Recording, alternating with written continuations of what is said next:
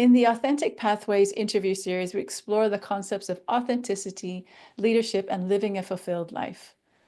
These concepts are not easy to understand or do. They require us to know ourselves well, sometimes take risks and leaps of faith in order to pursue what we long for and what the world needs, while giving meaning to our own life and those of others. Every month, I interview someone who I find is inspiring and wise and can offer glimpses and perspectives into what authenticity, leadership, and fulfillment mean. Today, I'll be talking to the remarkable Farhana Bari. She's an experienced child-centered educational leader with over 20 years of leadership in international schools. Farhana is a team builder who strives to create a learning community welcoming diversity and creativity. She has successfully led IB PYP programs across multiple countries. And in addition, she is a dedicated mentor, IB consultant, IB visiting team leader, program leader, and lifelong learner. She brings a vision for excellence, collaboration, innovation to education.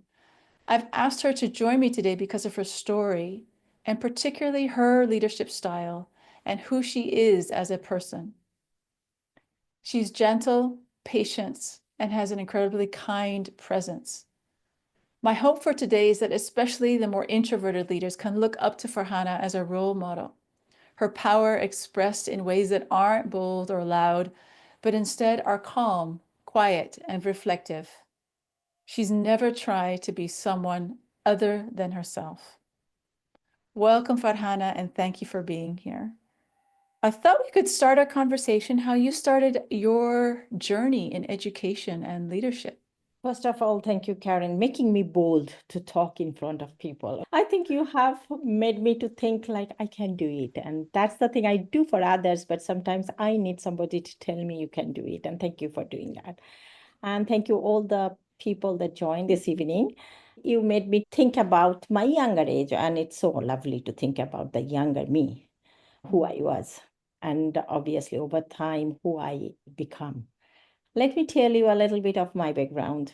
I'm originally from Bangladesh. I came from a family where my father, my uncles all were teachers. So I was born in a teaching family. When I became a teacher, I didn't know that. I never wanted to be a teacher. So I can say that this profession came to me because I brought it from my first generation. My father is my model. I have learned many things from him when I was young. And it's mostly about how to be a human being. Though he was a teacher, he never paid attention about how I was academically, but all the time that I have heard from him is what makes a good human being, which I am now learning and I'm teaching the people, but which I have heard long time ago from my dad. And now I connected what I have heard from him and how the people can be progressive. And I feel like I didn't understand the meaning of it that time. But the more I'm getting older, I'm connecting his advice, connecting it more nowadays. So it's timeless. Being a human being is timeless. I started my journey in my profession in a very informal ways. I used to take my son to the school because my son was very attached with me and he didn't like to go to school. He was a difficult, challenging child in the school. So I used to stand outside and because he wanted me to be there. And this is the way actually the principal used to see me every day standing there with patience dealing with my son. So one day she came to me and she asked me, one of my teacher is absent and she will be absent for a long time. I think you have the patience. Can you come and join?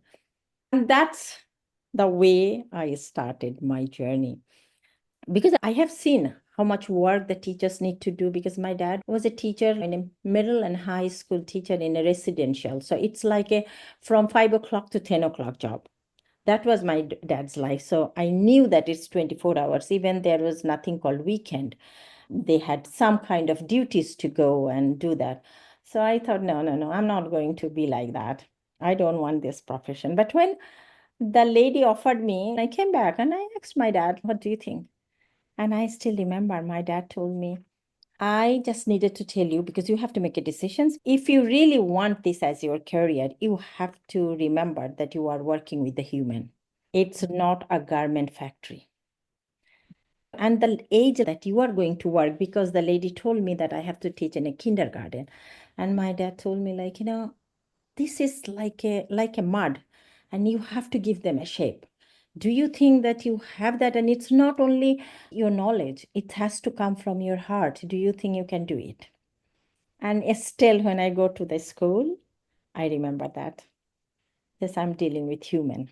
That's beautiful, Farhana. I have a question for you related to that. You mentioned that your father talked to you about what makes a good human being. I'm curious about how you would answer that question. Actually, what my father used to tell us to respect others. Whatever the job they are doing, it doesn't matter. He is a person. The country I am from, there are many poor people. My dad used to tell how to talk to them, just listen to them. And I have seen my dad is talking very like the rickshaw puller, hours. And I didn't understand what he's getting. But he said, that story is fantastic. You just listen to them. I am from a family where we paid more attention about the values, morals, how to be honest, how to be transparent. And my dad used to tell us just when you talk to someone, keep eye contact. Don't feel like you are not enough not to talk to that person. So giving us that empowerment because it's a man dominated culture. We have only the sisters, we don't have a brother. So my dad always told us that I'm so lucky that I have three daughters. And I want you to be a person like where you feel like you are not less than anyone. I brought up in a very caring family. I'm grateful for that, like that. The thing that I have brought, it's not the money, it's not that huge things that we had, but we had a lovely time with the family. My dad was used to tell us, "Oh, I feel so proud that my daughters are really beautiful." This is the way he made us to make the connection with him. Even that's the time when it was not very normal. Like father is like a kind of someone in the family. Everybody gets scared. We used to get scared of my mom, but not my dad. And the good human being is like, he used to tell us how to talk. Like you can have hard conversations even with positive approaches and attitude. So it's nothing wrong to have a hard conversation, but it doesn't mean that you have to be defensive, you have to be angry, you have to raise your voice. I think I carry all those things with me still now.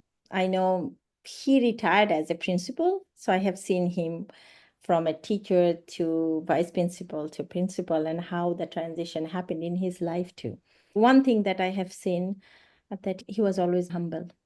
The position never make him change as a person. So I follow that too.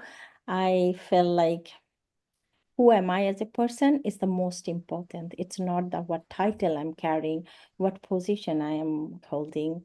It's more what's my goal. He used to tell another thing, getting something in life is easy, but holding it with respect is the most important thing. So whenever I get something, I took it and I gave my best. When I was a teacher, even working like night at 3 a.m., I used to do that because I wanted to give the best to my students. The world was not like everything is finding in a Google and I go and research. So we have to go to the library. We have to get two books, maybe three books have already borrowed by someone.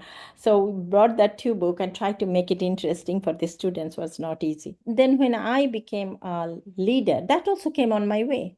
There was a post and it's advertised in my school. And then I obviously moved from a small school to a little bigger school. They just opened it and I started that school as a teacher. And I left that school as a principal, head of primary. So that's a big journey over there too. I was always been like, okay, can I do that? No, I cannot do this. It's okay, wherever I am, I'm fine, I'm happy. And my principal, he came to me and he said, have you seen that post has been announced? I said, yeah. And he said, why don't you apply? And it was like a coordinator, curriculum coordinator position. And I said, and then I looked at him and I said, I'm just grade two teacher. What I'm going to do with this primary curriculum, I won't be able to do that. And he said, maybe you can just apply. And I applied and I got the job because he was my mentor, my coach, and have trust in me. He used to tell me like, I'm the best learner. And I realize now, even still, I'm a learner because I don't like to be settled. Whenever I am settled, my heart goes thirst for something new and I look forward and take the challenges. And I can tell you that's the way my leadership journey started. And I told you how a leader can empower another leader. That's the story I never forget. I made the card for 600 kids without my signature. I was new. I obviously was enthusiastic to do the work. And I made all the cards, write it, laminated it. That's the time the laminating was costly too. I made all the cards without the head of primary signature. And it was just my first assignment. And, and when I finished all the things, I was so happy. I was proud of myself. And then I saw that and I felt like, what I'm going to do. So I thought, okay, it's done. I am done. And then my head of school, he said, what happened? What mistake have you done? And he looked at me and he said, this is a simple mistake, Farhana. Why are you worried about it? Just take a permanent pen and sign it. But remember what you have done. And I never forget that. And I still follow that. I am a leader who allows mistake. And I am not worried when people do mistake because I know that if I know how to guide them, they will learn from it. So instead of getting angry or becoming like, oh, wow, am I going to do that? I try to keep myself calm because I have seen how the leaders also empower other leaders. Well, Farhana, thank you so much for those stories.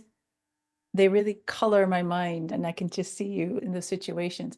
What stands out for me are two things, at least. One is when we don't always believe in ourselves, it is wonderful to have champions around us and to surround ourselves with other people that do see us. What your principal said to you when you said, I don't know if I can apply, I don't know if I can do that coordinator position. And he said, maybe you can.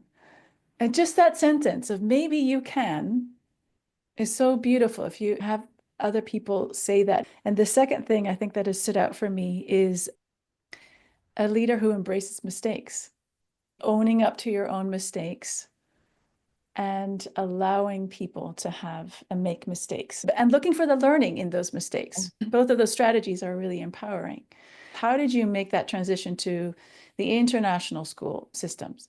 By this time, I became a workshop leader. I already started going to India, Singapore, Malaysia. So I already started associating with the people around the world. And we met different educators. So I went to conduct a workshop in India. And my workshop leader, she told me, Farhana, why don't you apply for international schools? She talked about search associates. I still remember I went to Bangkok Fair. And that time, really like my skin, my color, a person from this country, only few were there. I sometimes feel like I'm not brave, but when I look back, I felt like the context, the country, the culture, the background I came from, I was really brave. I went over there alone. I tried to find out everything. And you know how the job fair was before? It was like in 1 hour, they're opening the door and for signing up for 1 hour. And everybody rush into that one room. All the schools are sitting like, in their counter and you have to go and sign. I was lost looking at everything because I had no experiences. Nobody even told me how it looks like. So even then I get few interviews, I was very happy. I didn't get the job. I came back. And then the school, which is in Bangladesh, but international school, they found my CV. They were looking for someone, the deputy head. I got an email from them and they said, if you are interested, we are ready to interview you. I never expected that in Bangladesh because the local were never been hired in a leadership position. So I never given a thought that this will be my next step. I said, why not to give it a try? And they interviewed me. And then the head of his school really liked me. He said, I think you are the best fit for our school. But the challenges? The board member, when they have seen, like I'm from Bangladesh, they were not ready. It's like not other people, it's your own people. And my head of school, he was really embarrassed because he already offered me everything. And then he came back and he said, I'm really sorry, Farhana. So I have a son. The school is not accepting that. My principal from my previous school left, but I always had a connection with him. And I talked to him and I said, "What do you think?" And he said, "Just take it as a stepping stone for Hannah. And I am confident that you will thriving over there. You just take it."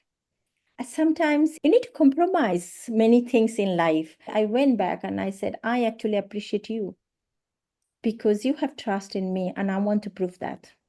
But my son, it's fine. My son is studying in a good school. It's okay. I step into that position.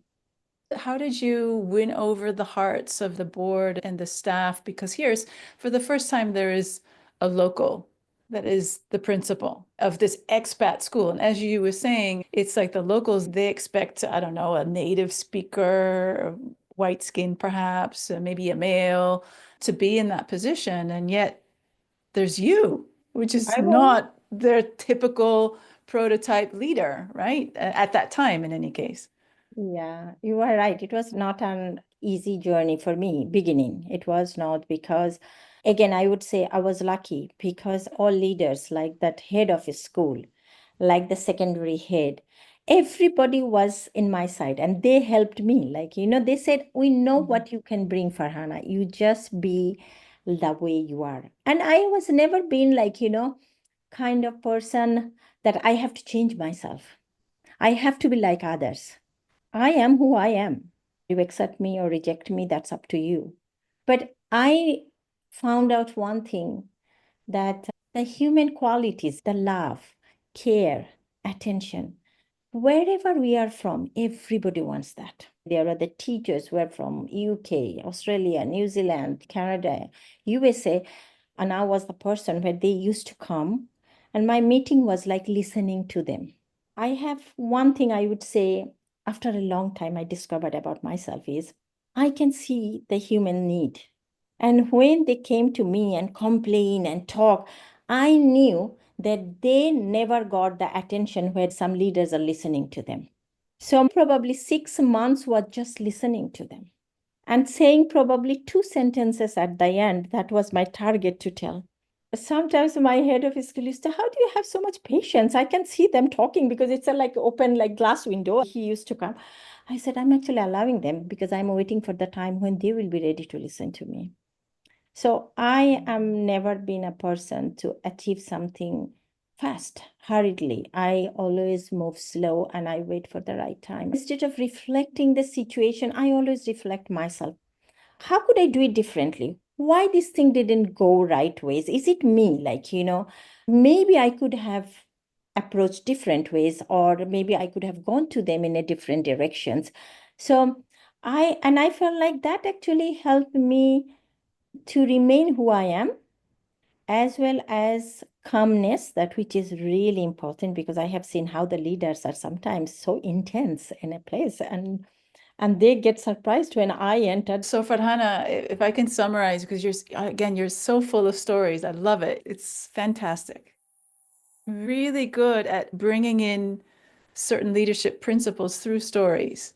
I want to highlight those principles because I feel like this is what makes you so powerful. It is your calm demeanor. It is your ability to really see the human in front of you and just to listen and to actually say then, I will wait until they are ready to listen to me, however long that takes.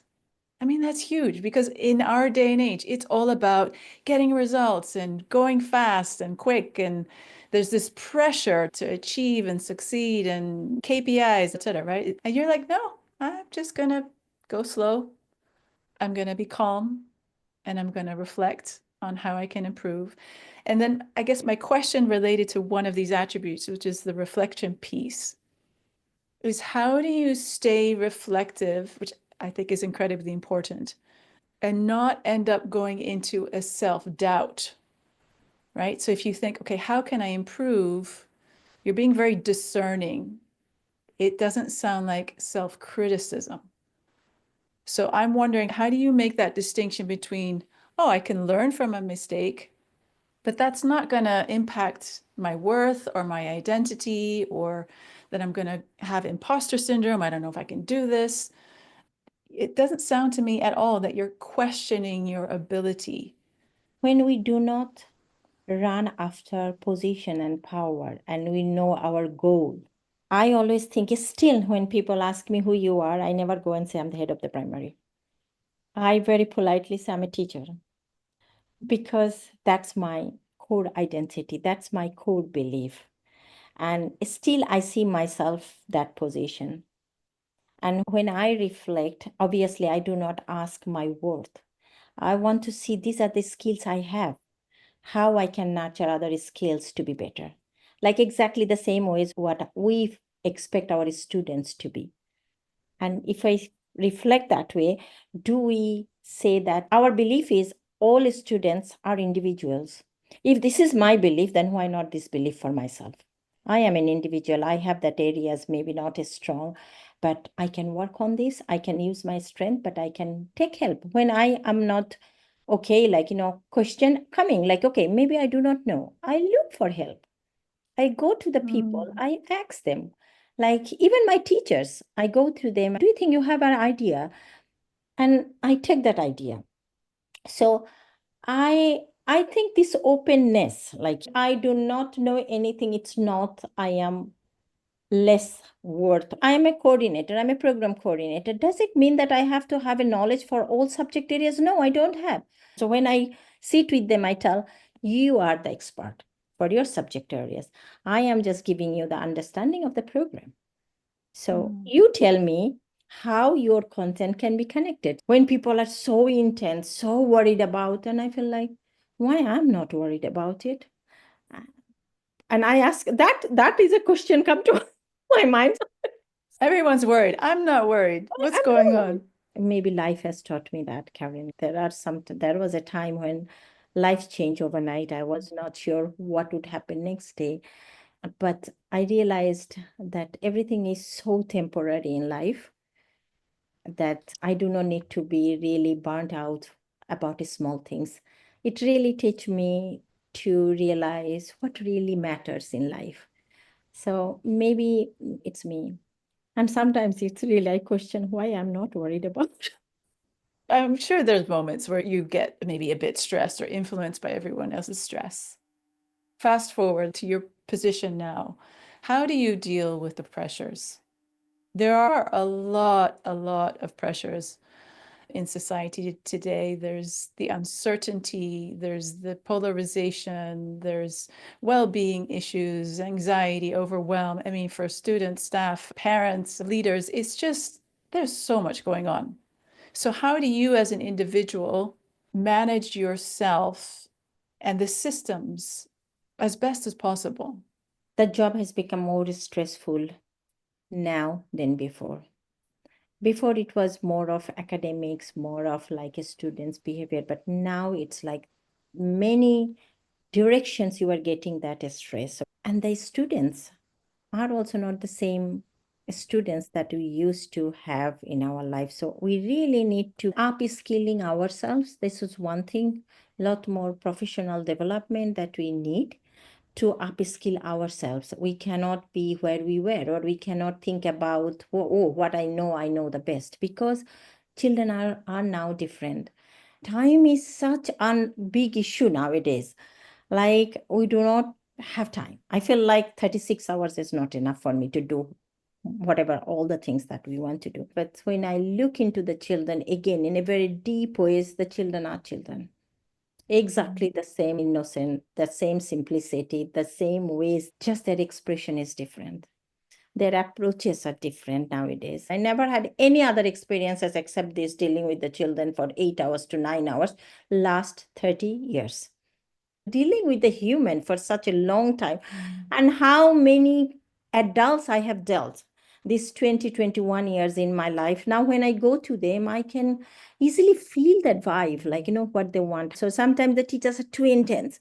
They see me as a leader to fix the thing immediately. And okay, you go back to your classroom. I'm dealing with the child because I know that you are burnt out too. So you just take a break. So I can have a chat with the child. And then when I'm taking him back, teacher's expectation is this calmness. Whenever you need this break, you just come to me. If I'm tensed, even then that context, I try to keep myself calm. And I think That's also a practice. I was going to ask you about that. Calmness is a strength and it's a practice.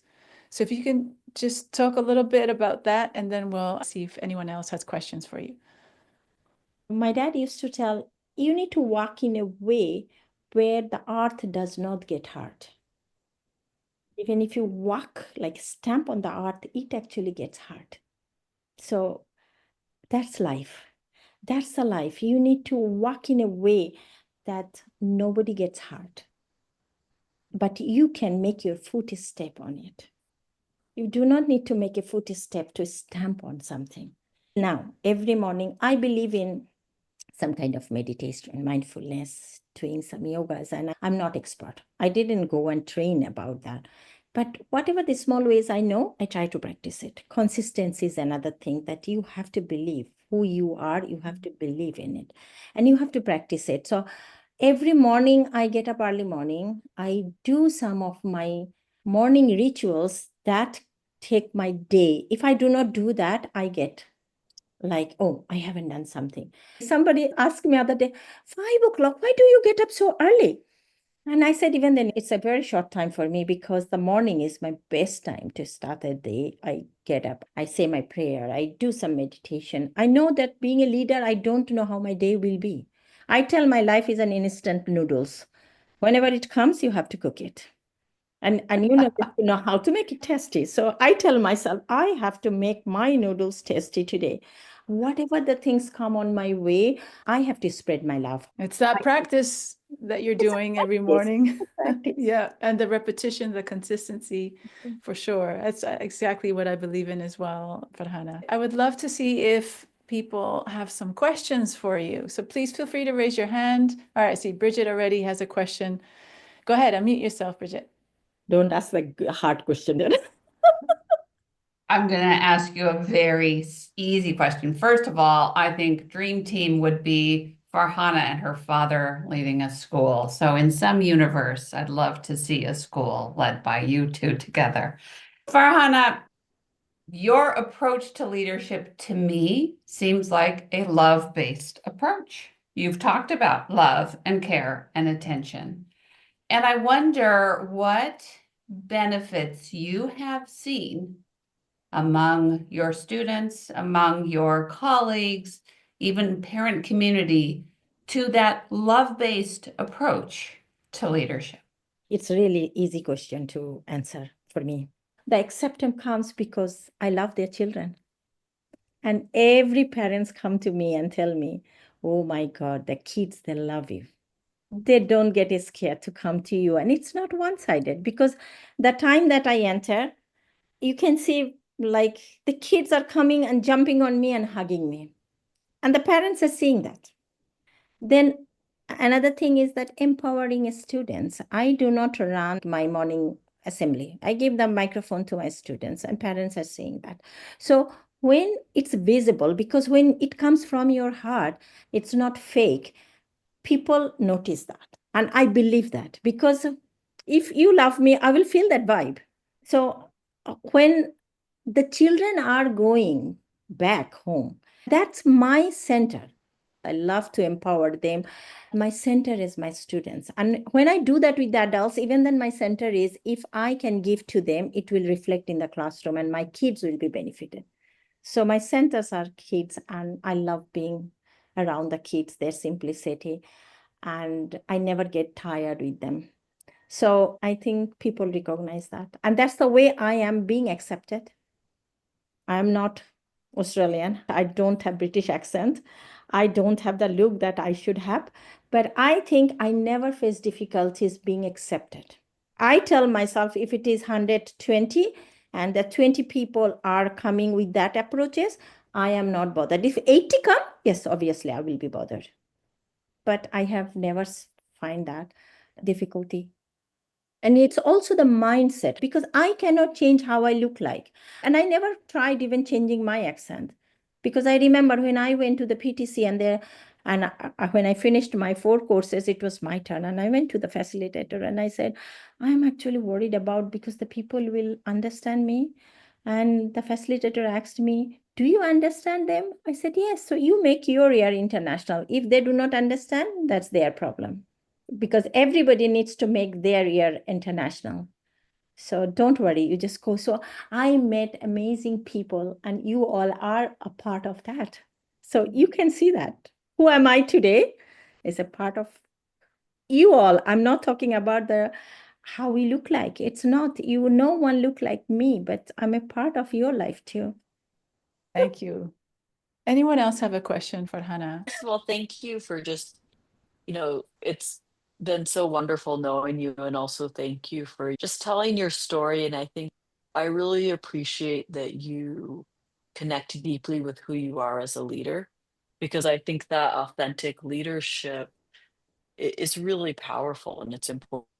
And there's a quiet strength to leading with a deep sense of self. So I just wanted to thank you for that. We need more leaders like you out there in the world. You all are part of my life, and I'm learning from all of you too.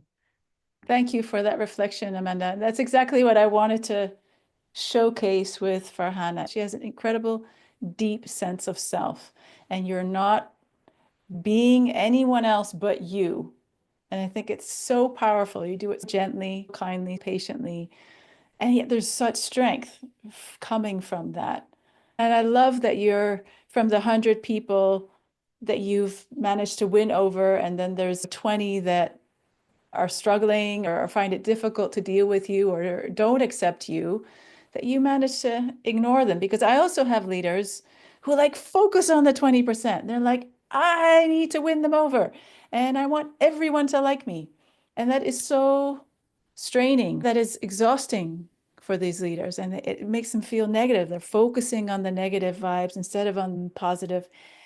If we could end with a last piece of advice, maybe that you would have to leaders out there, how do you develop that strong sense of self? I would say everybody needs to know who they are first. Reflect on that. Like, being more reflective, pre-reflective, post-reflective, reflection in action.